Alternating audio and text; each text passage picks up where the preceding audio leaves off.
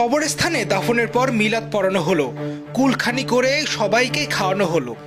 তবে দাফনের ৮ দিনের মাথায় বাড়িতে এসে হাজির সেই মহিলা। সবাই মনে করছেন কবর থেকে যেন উঠে এসেছেন তিনি, অথবা জিন অথবা ভূত। কাকে মারে দিলাম? বোনের মতো নবিকল স্যারা কাকে মারে দিলাম? কি কবরস্থান থেকে আত্মা উড়ে এলো না রুসানা আইলো, কোনটা আইলো?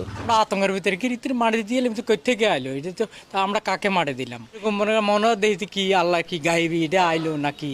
গ্রামে ছড়িয়ে পড়ে আতঙ্ক।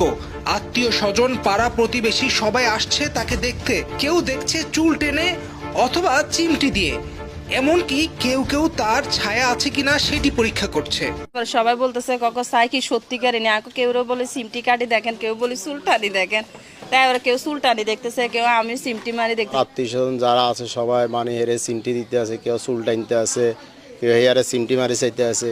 তুই কি আসলে কি রুসানা না আত্মা? ছায়া দেখতে আছে, বাড়িতে আসছে আর অনেকে হে ছায়া দেখতে আছে, আনা দেখতে আছে। এখানেই কবর দেওয়া হয়েছিল রোকসানাকে। কবর দেওয়ার পরে ঠিক 1 সপ্তাহের মাথায় সে বাড়িতে চলে আসে। এলাকার লোকজন তারা ভাবছে হয়তোবা সে কবর থেকে উঠে চলে এসেছে, অথবা জিনভূত অথবা কিছু একটা। আসলে সে কোথায় ছিল এই কয়েকদিন, এবং এখানে রোকসানা নামে কাকে বা কবর দেওয়া হয়েছে, তার পরিবারের লোকজন কি বলছে? কুমিল্লা জেলার 14 গ্রাম উপজেলায় ঘটেছে এই ঘটনা। রোকসানা আক্তার নিজে জানতেন না যে সে মারা গেছেন, এমনকি তার মৃত্যুর মিলাদ পড়ানো হলো, কুলখানিও খাওয়ানো হলো। মানসিক সমস্যাগ্রস্ত রোকসানা হঠাৎ ঘর থেকে বের হয়ে ঢাকায় চলে আসেন। কয়েকদিন কারো সাথে কোনো যোগাযোগ রাখেননি তিনি।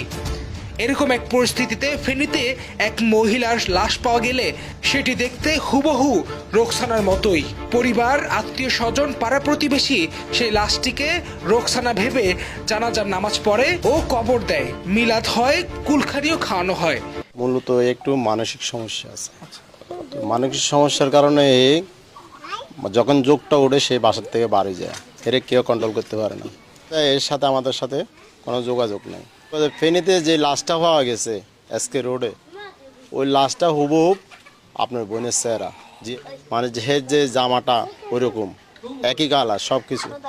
তখন আমরা একটু কম ভারম হই নাই, তারপরেও কম ভারম হই নাই। আমি রাতে 2টা বাজে আপনার সদর হাসপাতালে মর্গে যাই। মর্গে যাই, বডি তো নষ্ট হয়ে গেছে, শুধু ফেসটা চিনে যায়, আর কিছু তার আইডেন্টিফাই করবে কোনো ইয়া নেই। ওরা দেখি আমাকে বলতেছে একটু করতে গেছো, আমি বললাম ঢাকা থেকে আসছি। তখন তো আমি মারি ফেলছি, আমি তোমার 4 দিন দেখাই ফেলছি। এ কথা যখন বলছে তখন আমি তো অবাক।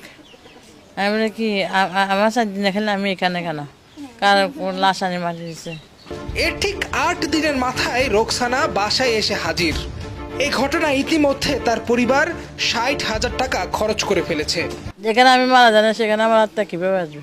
ফোন টোন ছিল না, খাওয়ার সাথে যোগাযোগ ছিল না, এই জন্য এই সমস্যাটা হয়েছে। এখানে একটা চাকরি হয়েছে, চাকরি আমি কাপড় চোপড় নেওয়ার জন্য এখানে আসছি।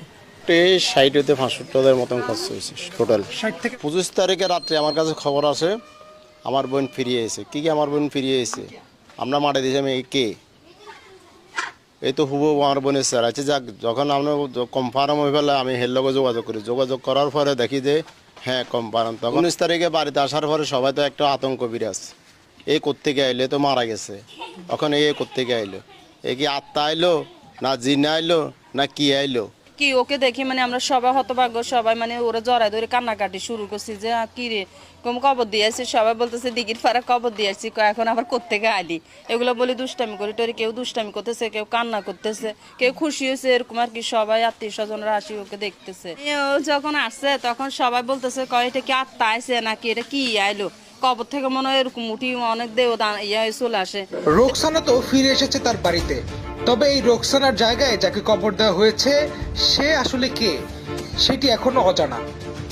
আরফিন ইমন, বাংলাদেশ টাইমস।